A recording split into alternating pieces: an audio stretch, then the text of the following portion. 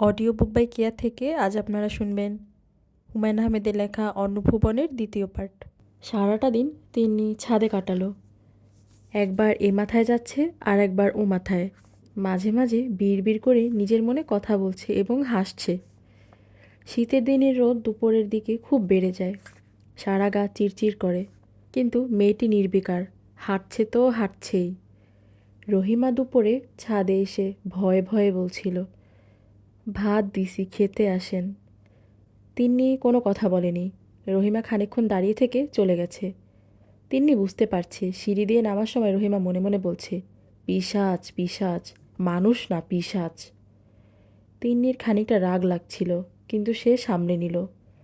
সবসময় রাগ করতে ভালো লাগে না, তার নিজেরও কষ্ট হয়, চোখ জ্বালা করে। রহিমার মা চলে যাবার পরপরই বরকত সাহেব এলেন। তিনি কোনো কথা বললেন না, চিলেকোঠার কাছে মাথা নিচু করে দাঁড়িয়ে রইলেন। তিন্নির মন খারাপ হয়ে গেল। বাবা আগে তাকে ভয় পেতেন না, এখন পান, খুবই ভয় পান। অথচ সে বাবাকে একদিনও ব্যথা দেয়নি, কোনো দিন দেবেও না। তিন্নি, কি বাবা? ভাত খেতে আসো। আমার খিদে নেই বাবা। যেদিন খুব রোদ ওঠে সেদিন আমার খিদে হয় না। বরকত সাহেব ছোট্ট একটি নিঃশ্বাস ফেললেন। সেই নিঃশ্বাসেরও শব্দ শুনে তিন্নির আরও মন খারাপ হয়ে গেল। তিন্নি, কি বাবা? যে ভদ্রলোক এসেছেন তার সঙ্গে কি তোমার কথা হয়েছে? হ্যাঁ হয়েছে। তাকে তোমার কেমন লেগেছে? ভালো। তাহলে তাকে ব্যথা দিলে কেন? আমি কিছুক্ষণ আগে একতলায় গিয়েছিলাম, ভদ্রলোক মরার মতো পড়ে আছেন। তিনি জবাব দিল না। বরকত সাহেব বললেন, তুমি জানো উনি কী জন্য এসেছেন?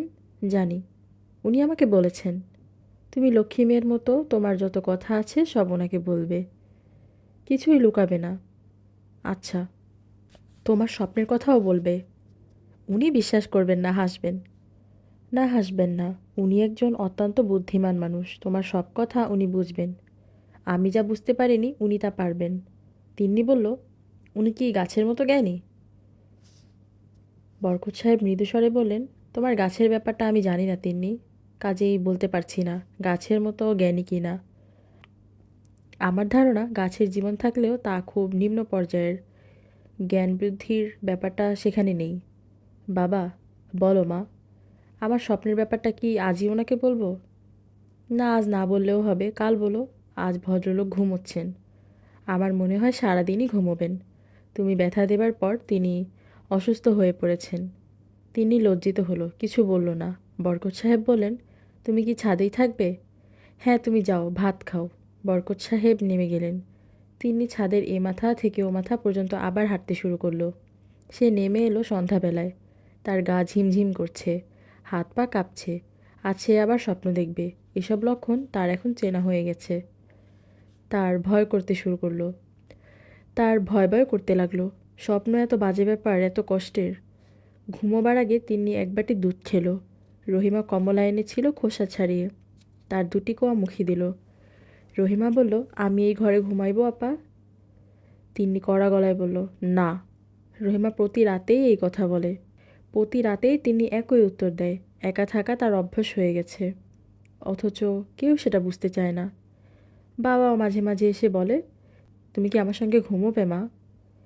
একবার খুব ঝড় বৃষ্টি হচ্ছিল, ঘন ঘন বাজ চমকাছিল। বাবা এসে জোর করে তাকে উঠিয়ে নিয়ে গিয়েছিলেন। সে কতবার বলেছে আমি কাউকেই ভয় করি না, বাবা শুনেননি।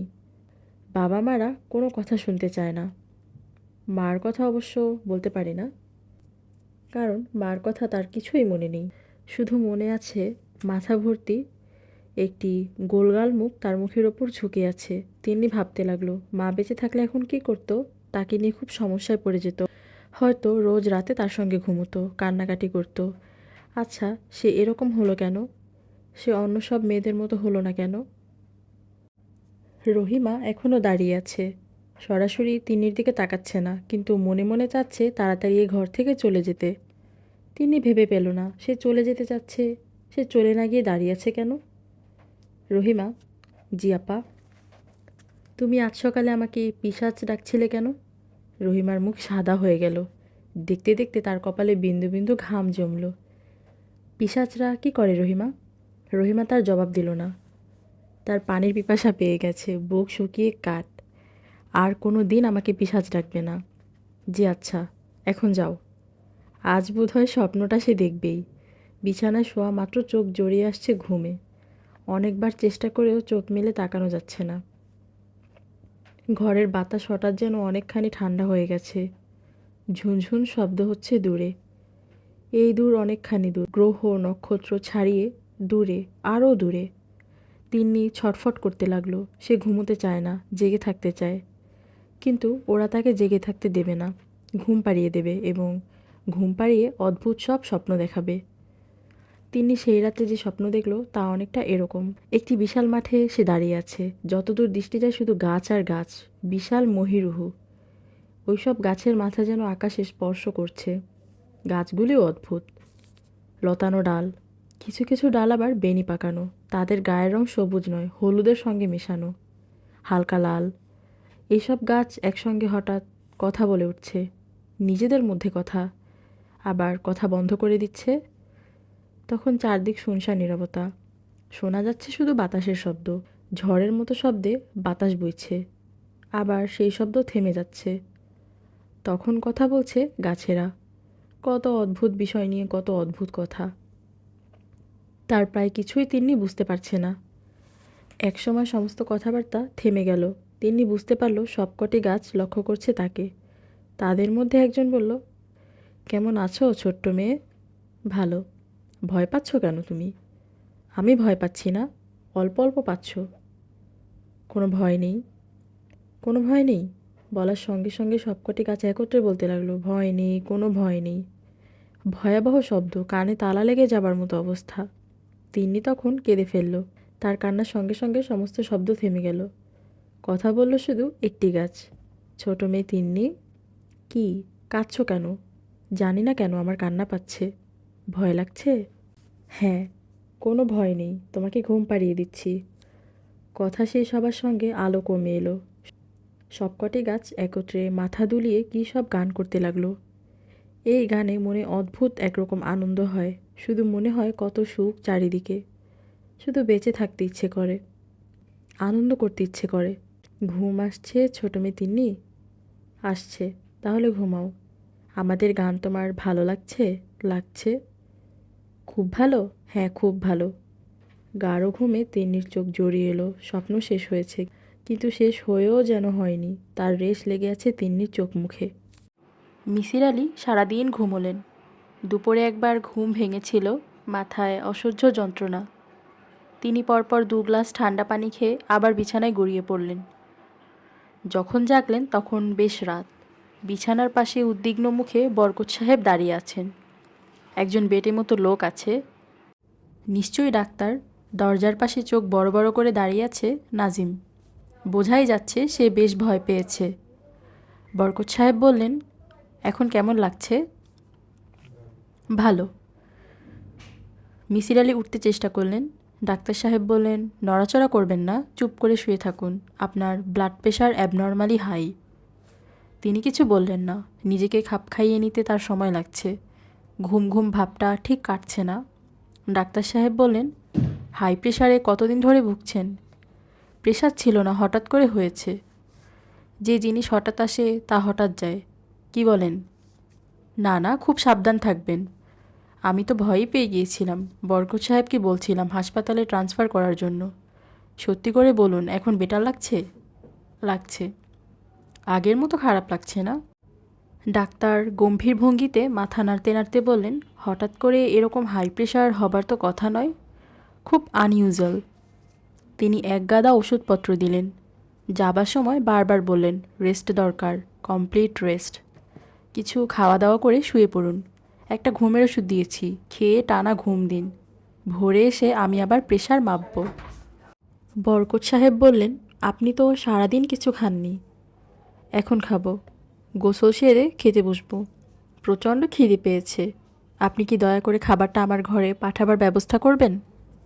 নিশ্চয়ই করব। আপনার সঙ্গে আমি কিছু কথা বলতে চেয়েছিলাম। মিসির আলি বললেন, আজ না, আমি আগামীকাল কথা বলবো। ঠিক আছে, আগামীকাল। বরকত সাহেব ঘর থেকে বেরোতে গিয়েও থমকে দাঁড়ালেন। নিচু গলায় বললেন, আপনার কষ্ট হলো খুব, আমি লজ্জিত।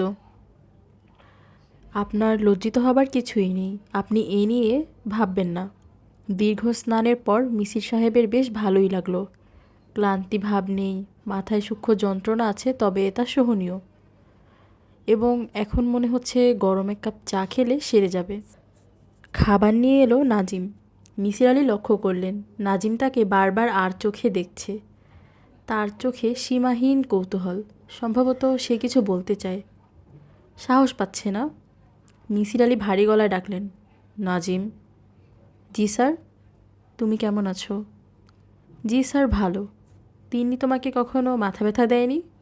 নাজিম চমকে উঠল, কিন্তু নিজেকে সামলে নিল। সহজভাবে ভাত তরকারি এগিয়ে দিতে লাগলো। কথা বলছো না কেন নাজিম? কি বলবো স্যার? ওই যে জিজ্ঞেস করলাম, তিনি তোমাকে কখনো মাথা ব্যথা দেয়নি? আমার ধারণা সবাইকেই মাঝে মাঝে দেয়, ঠিক বলছি না? জি স্যার, ঠিক বলেছেন। তোমাকেও দিয়েছে? জি স্যার। কবার দিয়েছে? অনেকবার। তবু তুমি এ বাড়িতে পড়ে আছো কেন? চলে যাচ্ছ না কেন? নিজাম জবাব দিল না। মিসির আলি বললেন, আমি ওর অসুখ ভালো করার জন্য এসেছি, কাজেই ওর সম্পর্কে সব কিছু আমার জানা দরকার। তোমরা যদি না বলো তাহলে আমি জানবো কী করে? কি জানতে চান স্যার? মানুষকে কষ্ট দেবার এই ব্যাপারটাও কবে থেকে শুরু করেছে? 3 বছর ধরে হচ্ছে। প্রথম কিভাবে এটা শুরু হলো তোমার মনে আছে? জি আছে। রহিমা তিন্নিয়াপার জন্য দুধ নিয়ে গিয়েছিল। তিন্নিয়াপা খাচ্ছিল না, তখন রাগের মাথায় রহিমা তিন্নিয়াপাকে একটা চড় দেয়। তারপরই শুরু হয়।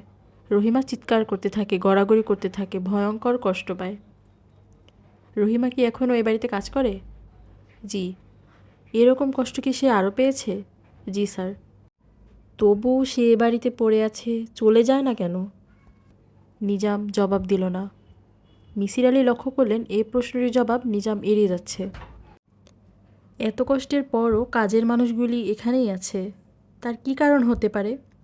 হয়তো অনেক বেশি বেতন দেওয়া হচ্ছে, যে কারণে থাকছে।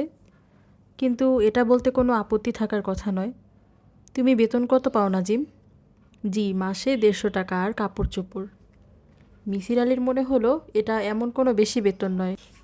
কাজেই এরা যে এখানে পড়ে আছে নিশ্চয়ই তার কারণ অন্য। নিজাম। জি স্যার। তুমি কি আমাকে চা খাওয়াতে পারো? নিয়ে আসছি স্যার। আর শোনো, রহিমার সঙ্গে আমি কথা বলতে চাই, ওকে পেলে বলবে আমার কথা। জি আচ্ছা। নিজাম চট করে চা নিয়ে এলো। লোকটি করিত কর্মা। চাটা হয়েছে চমৎকার। চুমুক দিতে দিতেই মাথার যন্ত্রণা প্রায় সেরে গেল। চিনি লাগবে স্যার? না লাগবে না, খুব ভালো চা হয়েছে নাজিম। বসো, টুলটায় বসো, কথা বলি। নিজাম বসল না, জড়সড় হয়ে দাঁড়িয়ে রইল। মিসির আলি বললেন, তিন্নির মধ্যে আর কি অস্বাভাবিক ব্যাপার তুমি লক্ষ্য করেছ? নিজাম মাথা চুলকাতে লাগলো। মিসির সাহেব বললেন, ভালো করে চিন্তা করে বলো। সে এমন কিছু কি করে যা আমরা সাধারণত করি না? তিন্নি আপা রোদের মধ্যে বসে থাকতে ভালোবাসেন, তাই নাকি? জি স্যার, জ্যৈষ্ঠ মাসের রোদেও তিন্নি আপা সারাদিন ছাদে বসে থাকেন। এছাড়া আর কি করে? আর কিছু না, মনে করতে চেষ্টা করো। হয়তো কোনো ছোট্ট ব্যাপার আছে, তোমার কাছে হয়তো এর কোনো মূল্যই নেই, কিন্তু আমার কাছে তা গুরুত্বপূর্ণ হতে পারে। বুঝতে পারছো আমার কথা? জি স্যার। রাত 1টার দিকে মিসির আলি তিন্নির আঁকা ছবিগুলো নিয়ে বসলেন। সব মিলিয়ে 5টি ছবি। প্রতিটি ছবিই গাছ বা গাছ জাতীয় কিছুর। বেশিরভাগ গাছ লতানো। ছবির রং হলুদ থেকে লালের মধ্যে, সবুজের কিছুমাত্র ছোঁয়া নেই। তিন্নি হলুদ এবং লাল রং দিয়ে ছবি আঁকলো কেন? সম্ভবত তার কাছে সবুজ রং ছিল না। অবশ্য শিশুরা অদ্ভুত রং ব্যবহার করতে ভালোবাসে। তার এক ভাগ্নি মানুষ আঁকে আকাশি নীল রঙে, মানুষের চোখ দেয় গাঢ় লাল রং। অবশ্য এই 5টি ছবি শিশুর আঁকা ছবি বলে মনে হচ্ছে না। শিশুরা এত চমৎকারভাবে আঁকে না। একটি ছবিতে দেখা যাচ্ছে ঝড় হচ্ছে, প্রচণ্ড ঝড়। কোনো শিশু, তা সে যত মেধাবী হোক না কেন, এরকম নিখুঁত ঝড়ের ছবি আঁকতে পারবে না। ছবি দেখে মনে হয় ঝড়ের সময়টায় এই ছবির শিল্পী উপস্থিত ছিল। হাওয়ার যে ঘূর্ণি উঠেছে তাও সে লক্ষ্য করেছে। মিসির আলি সাহেব মনে মনে একটি থিওরি দাঁড় করাতে চেষ্টা করলেন। তিনি ভাবতে চেষ্টা করলেন, ছবিগুলো কোনো শিশুর মন গড়া ছবি নয়, কল্পনার ছবি নয়। এই গাছ, এই ঝড়, বাতাসের এই ঘূর্ণি, ছবির শিল্পী দেখেছে।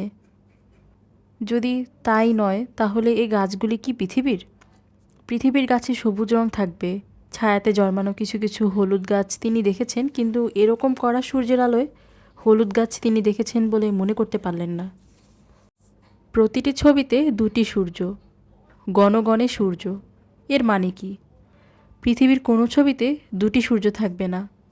তাহলে কি এই থিওরি দাঁড়া করানো যায় যে ছবিতে যে দৃশ্য দেখা যাচ্ছে তা অন্য কোনো গ্রহের? তা কেমন করে হয়? তিন্নি অন্য কোনো গ্রহের মেয়ে? এই যুক্তি হাস্যকর। তিন্নি পৃথিবীরই মেয়ে, এতে কোনো সন্দেহ থাকার অবকাশ নেই। এই গ্রহের মেয়ে হয়ে বাইরের একটি গ্রহের ছবি সে কেন আঁকছে? কিভাবে আঁকছে? মিসির আলি গম্ভীর মুখে দ্বিতীয় সিগারেটটি ধরালেন।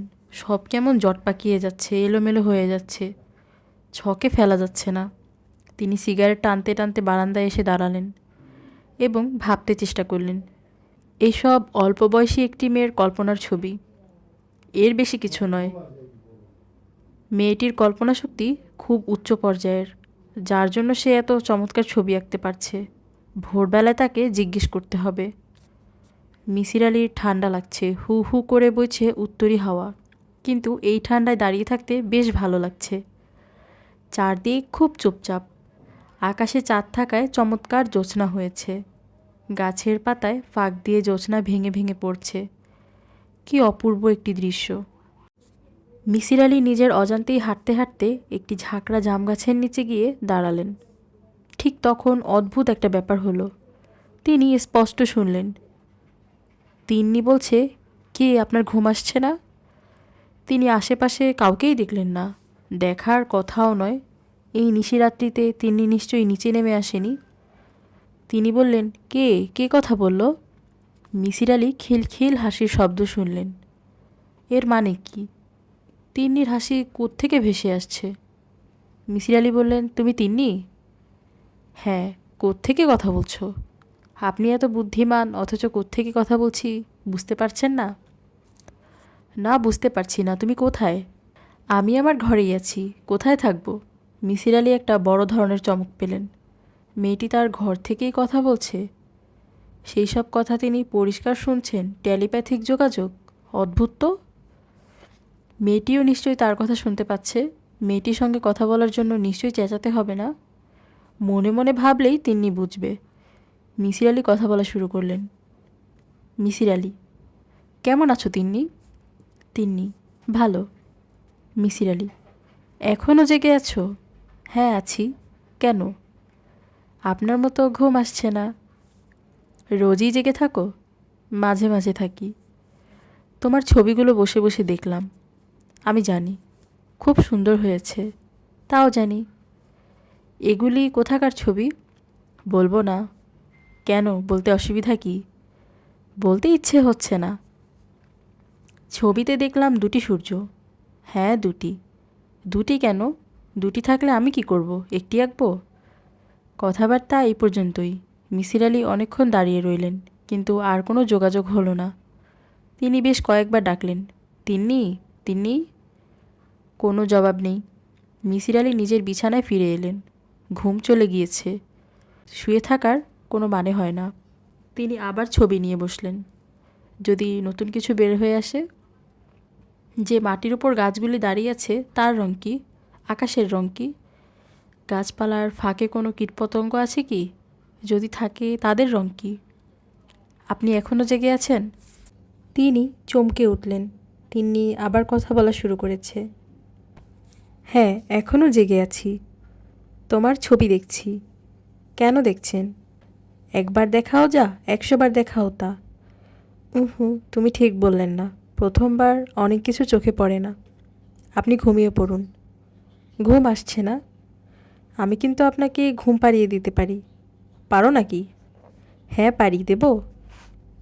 না, তার দরকার নেই। তোমার সাথে কথা বলতে ভালো লাগছে।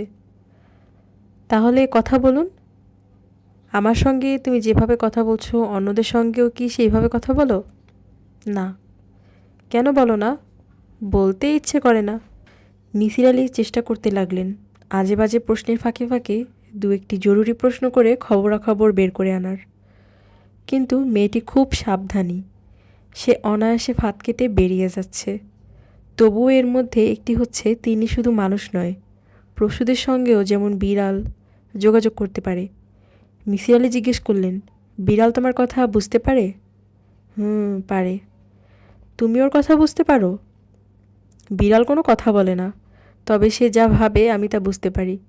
অবশ্য সবসময় পারি না, কখন কখন পারো। তা জেনে আপনি কি করবেন? আপনি কি বিড়াল? তিন্নি খিলখিল করে হাসতে লাগলো। মিসির আলি রোমাঞ্চ বোধ করলেন।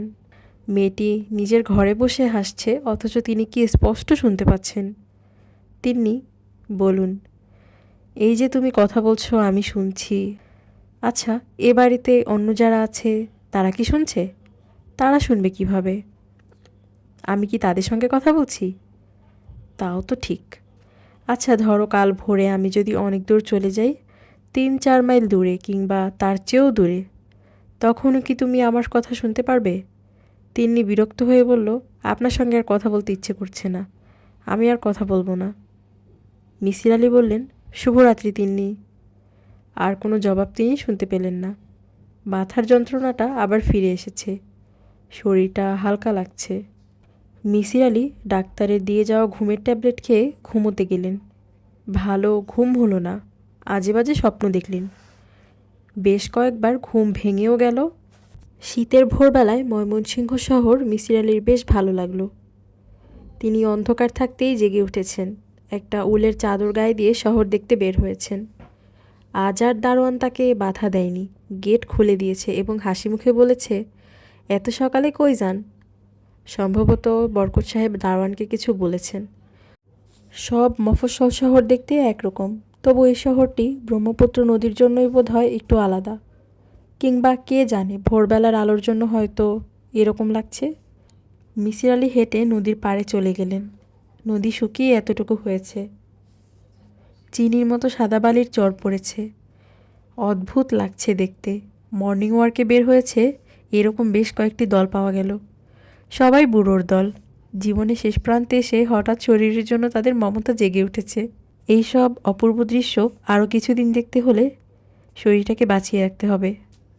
মিসির আলি নদীর পাড় ধরে দ্রুত হাঁটতে লাগলেন।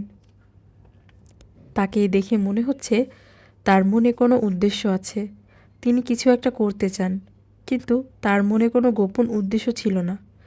ভোরবেলায় নদীর পাড়ের একটি ছোট শহর দেখতে ভালো লাগছে, এই যা। মাইল 2 হাঁটার পর খানিকটা ক্লান্ত বোধ করলেন। বয়স হয়ে যাচ্ছে, এখন আর আগের মতো পরিশ্রম করতে পারেন না। ঘড়িতে 6টা বাজছে, এখন উল্টো পথে হাঁটা শুরু করা দরকার। বরকত সাহেব নিশ্চয়ই ভোরে নাস্তা নিয়ে অপেক্ষা করছেন। একটা খেয়া ঘাট দেখা যাচ্ছে। খেয়া ঘাটের পাশে বেঞ্চি পেতে সুন্দর একটা চায়ের দোকান। মিসির আলি বেঞ্চিতে বসে চায়ের কথা বললেন। সিগারেট খাবার ইচ্ছা হচ্ছে, কিন্তু প্যাকেট ফেলে এসেছেন। চা শেষ করবার পর লক্ষ্য করলেন শুধু সিগারেট নয়, মানি ব্যাগও ফেলে এসেছেন। তার অস্বস্তির সীমা রইল না। তিনি প্রায় ফিসফিস করে বললেন, আগামীকাল ভোরবেলায় চায়ের পয়সা দিয়ে যাব। আমি ভুলে মানিব্যাগ ফেলে এসেছি। আপনি কিছু মনে করবেন না? চায়ের দোকানি দাঁত বের করে হাসলো, যেন খুব মজার একটা কথা শুনেছে। কোনো অসুবিধা নাই, দরকার হইলে আরেক কাপ খান। মিসির আলি সত্যি সত্যি আরেক কাপ চা খেলেন। অল্প অল্প রোদ উঠেছে।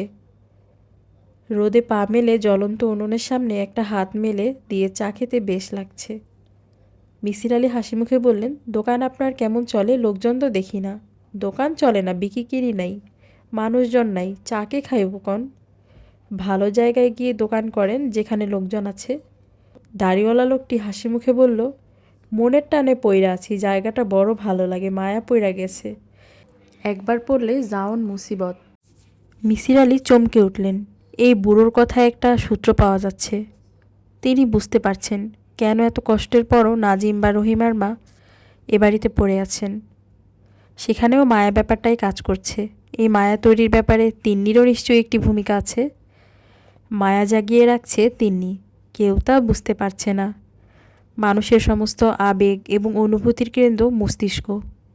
মেয়েটি সেই মস্তিষ্ক নিয়ন্ত্রণ করতে পারে অতি সহজেই।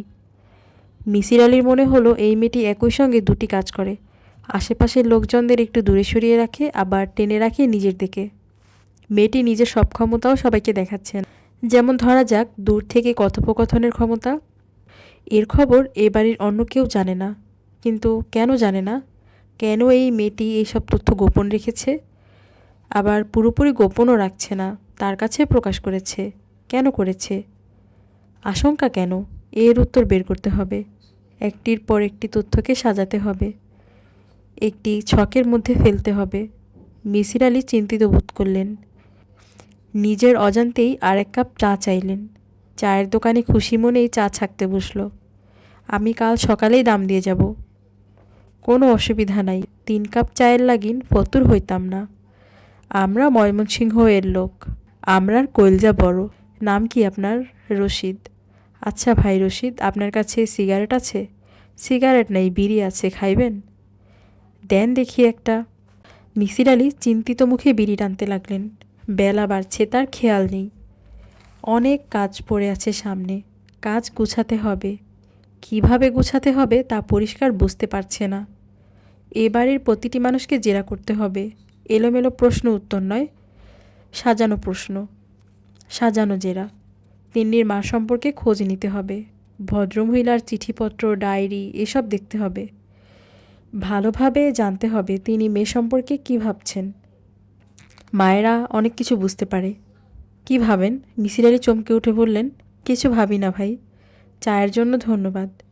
কাল সকালে আমি আবার আসব। জি আচ্ছা। আপনি ময়মনসিংহের লোক না মনে হইতাছে। জি না, আমি ঢাকা থেকে এসেছি। কুটুমবাড়ি? জি কুটুমবাড়ি। তোমার নাম রহিমা? জি। ভালো আছো রহিমা? জি, আল্লাহ তালা যেমন রাখছে। রহিমা লম্বা একটা ঘোমটা টানল। এই লোকটি তার কাছে কি জানতে চায় তা সে বুঝতে পারছে না। সে তো কিছুই জানে না, তাকে কিসের এত জিজ্ঞাসাবাদ? তিন্নির আব্বা বলে দিয়েছেন উনি যা জানতে চান সব বলবে, কিছুই গোপন করবে না। এও এক সমস্যা, গোপন করার কি আছে? রহিমা? জি। দেশের বাড়িতে তোমার কে কে আছেন? এক মাইয়া আছে। মেয়েকে দেখতে যাও না? জি যাই। শেষবার কবে গিয়েছিলে? 3 বছর আগে। এই 3 বছর যাওনি কেন? রহিমা চমকে উঠল, তাকিয়ে রইল ফ্যালফ্যাল করে, যেন সে নিজেই গভীর চিন্তায় পড়ে গেছে। কেন যায়নি? মেয়ে যাবার জন্য বলে না? জি বলে, তবু যেতে ইচ্ছা করে না, তাই না? রহিমার মা চুপ করে রইল। মিসির আলি বললেন, তিন্নির মাকে তো তুমি দেখেছ, তাই না? জি। কেমন মহিলা ছিলেন? খুব ভালো, এমন মানুষ আমি দেখি নাই। খুব সুন্দর আসিল। কী রকম ব্যবহার, কাউরে রাগ হয়ে কথা কয় নাই। এই ভদ্রমহিলার মধ্যে তিন্নির মতো কোনো কিছু ছিল কি? জি না, বড় ভালো মানুষ ছিল। ইনার কথা মনে হইলেই চোখে পানি আসে। রহিমা সত্যি সত্যি চোখ মুছল। মিসির আলির আর কিছু জিজ্ঞেস করার ছিল না। অন্যদের কাছ থেকে তেমন কিছু জানা গেল না। বাড়ির দারোয়ানের একটি কথা অবশ্য বেশ গুরুত্বপূর্ণ। সে বলেছে তিনি ছোটবেলায় খুব ছোটাছুটি করত, দৌড়াতো। যতই সে বড় হচ্ছে ততই তার ছোটাছুটি কমে যাচ্ছে। এখন বেশিরভাগ সময় সে ছাদে হাঁটাহাঁটি করে কিংবা চুপচাপ বসে থাকে। তুমি কতদিন ধরে এ বাড়িতে আছো? জি অনেক দিন। ছুটি ছাটায় দেশের বাড়িতে যাও না? জি যাই। শেষ কবে গিয়েছিলে? অনেক হিসাব নিকাশ করে দারোয়ান বলল, 3 বছর আগে একবার গেছিলাম। গত 3 বছর যাওনি? জি না। তিন্নির মার পুরনো চিঠিপত্র বা ডায়েরি কিছুই পাওয়া গেল না। বরকত সাহেব বললেন, এই দেশের মেয়েদের কি আর ডায়েরি লেখার অভ্যাস আছে? এরা ঘরের কাজকর্ম করেই সময় পায় না, ডায়েরি কখন লিখবে? চিঠিপত্র, পুরনো চিঠিপত্র? পুরনো চিঠিপত্র কি কেউ জমা করে রাখি বলুন? চিঠি আসে, আমরা চিঠি পড়ে ফেলে দিই, ব্যাস। তাছাড়া ও চিঠি লিখবে কাকে? বাপ মা মরা মেয়ে ছিল, মামার কাছে মানুষ হয়েছে। বিয়ের পর সেই মামা মারা গেলেন, সে একা হয়ে গেল। চিঠিপত্র লেখার বা যোগাযোগের কেউ ছিল না। আপনার স্ত্রী কি খুব বিষণ্ণ প্রকৃতির ছিলেন? না, মনে হয় হাসি খুশিই তো ছিল। কোনো রকম অসুখ বিসুখ ছিল কি? বলার মতো তেমন কিছুই না, সর্দি কাশি এসবে খুব ভুগত। এটা নিশ্চয়ই তেমন কিছু না। তিনি যখন তার পেটে সে সময় কি তার জার্মান মিজলস হয়েছিল? এটা কেন জিজ্ঞেস করছেন? জার্মান মিজলস একটা ভাইরাস ঘটিত অসুখ। এতে বাচ্চার অনেক ধরনের ক্ষতি হবার কথা বলা হয়। জিনে কিছু ওলটপালট হয়। না, এই ধরনের কোনো অসুখ বিসুখ হয়নি। মামস মামস হয়েছিল কি? না, তাও না। মিসির আলি বেশ খানিকক্ষণ চুপ করে থেকে বললেন, সেই সময় তিনি কি কোনো অদ্ভুত স্বপ্ন টপ্ন দেখতেন? বরকত সাহেব ভ্রু কুঁচকে বললেন, কেন জিজ্ঞেস করছেন? মানসিক অবস্থাটা জানবার জন্য। দেখতেন কি কোনো স্বপ্ন? হ্যাঁ, দেখতেন। কী ধরনের স্বপ্ন আপনার মনে আছে? ঠিক মনে নেই। প্রায়ই দেখতাম জেগে বসে আছে, কি হয়েছে জিজ্ঞেস করলে বলতো দুঃস্বপ্ন দেখেছি। কী দুঃস্বপ্ন সেটা জিজ্ঞেস করেননি? জি না, জিজ্ঞেস করিনি। স্বপ্ন টপ্নর ব্যাপারে আমার তেমন উৎসাহ নেই, তবে সে নিজ থেকে কয়েকবার আমাকে বলতে চেষ্টা করেছে, আমি তেমন গুরুত্ব দেইনি। আপনার কি কিছুই মনে নেই? ও বলতো তার দুঃস্বপ্নগুলি সব গাছপালা নিয়ে। এর বেশি কিছু আমার মনে নেই। মিসির আলি বললেন, আমি আজ সন্ধ্যায় ঢাকা যাব। এখানকার কাজ আমার আপাতত শেষ হয়েছে। ঢাকায় আমি কিছু পড়াশোনা করব, খোঁজ খবর করব, তারপর ফিরে আসব। আজই যাবেন? হ্যাঁ, আজই যাব। হাতে সময় বেশি নেই। কিছু একটা করতে হলে দ্রুত করতে হবে। এই কথা কেন বলছেন? ইন শর্টিং কট থেকে বলছি। আমার মনে হচ্ছে এরকম। কিন্তু আমার মেয়ের সঙ্গে একবারই কথা বলেছেন। আমি চাচ্ছিলাম আপনি তার সঙ্গে দীর্ঘ আলাপ আলোচনা করবেন। আমি আবার ফিরে আসছি, তখন করব। কবে ফিরবেন? চেষ্টা করব খুব তাড়াতাড়ি ফিরতে। আমার মেয়েটিকে কেমন দেখলেন বলুন। এখনও বলবার মতো কিছু পাচ্ছি না। পাবেন কি? পাবো, নিশ্চয়ই পাবো, কেন পাবো না? বরকত সাহেব একটি দীর্ঘ নিঃশ্বাস ফেললেন। মনে হলো তিনি খুব আশাবাদী নন। তিন্নি প্রায় সারাদিনই ছাদে বসেছিল। মিসির আলি তার কাছ থেকে বিদায় নিতে গেলেন বিকেলে। তিন্নি, আমি চলে যাচ্ছি। মেয়েটি বলল, আমি জানি। আমি তোমার ছবিগুলো সঙ্গে করে নিয়ে যাচ্ছি। তাও জানি। কিছুদিনের মধ্যে আমি আবার আসব। তখন দেখবে সব ঝামেলা মিটে গেছে। তিন্নি কিছু বলল না। মিসির আলি বললেন, গাছপালা তুমি খুব ভালোবাসো, তাই না? মাঝে মাঝে বাসি। মাঝে মাঝে বাসি না? তুমি কি ওদের সঙ্গে কথা বলতে পারো? এখানে যেসব গাছপালা আছে তাদের সঙ্গে পারি না। তাহলে কাদের সঙ্গে পারো? মেয়েটি জবাব দিল না, মাথা নিচু করে বসে রইল। মিসির আলি বললেন, তুমি আমার অনেক প্রশ্নের জবাব দাও না। কেন দাও না বলো তো? কোনো বাধা আছে কি? তিনি সেই প্রশ্নের জবাব না দিয়ে ফিসফিস করে বলল, আপনি আমাকে ভালো করে দিন, অসুখ সারিয়ে দিন। মিসির আলির খুবই মন খারাপ হয়ে গেল। বাচ্চা একটি মেয়ে বাস করছে সম্পূর্ণ ভিন্ন একটি জগতে, যে জগতের সঙ্গে আশেপাশের চেনা জগতের কোনো মিল নেই। মেয়েটি কষ্ট পাচ্ছে। তার কষ্টের ব্যাপারটি কাউকে বলতে পারছে না। সে নিজেও হয়তো জানে না পুরোপুরি। তিন্নি, আমি যাই। মেয়েটি কিছু বলল না। মিসির আলি লক্ষ্য করলেন তিন্নি নিঃশব্দে কাঁদছে। ঢাকায় ফেরার ট্রেনে উঠবার পর মিসির আলির মনে পড়ল 3 কাপ চায়ের দাম তিনি দিয়ে আসেননি। রশিদ নামের বুড়ো মানুষটি আগামীকাল ভোরবেলায় যখন দেখবে কেউ আসছে না, তখন না জানি কী ভাববে। মিসির আলির মন গ্লানিতে ভরে গেল। কিন্তু কিছুই করার নেই। ঢাকা মেল ছুটে চলেছে। পেছনে পড়ে আছে নদীর ধারে গড়ে ওঠা চমৎকার একটি শহর। আজকের এই সুন্দর পর্বটি আপাতত এখানেই শেষ করছি। আপনারা যারা প্রথম পর্ব শোনেননি তাদের জন্য ডেসক্রিপশন বক্সে প্রথম পর্বের লিঙ্ক দেওয়া রয়েছে, আপনারা চাইলে শুনতে পারেন। আশা করি ভালো লাগবে। Bye bye.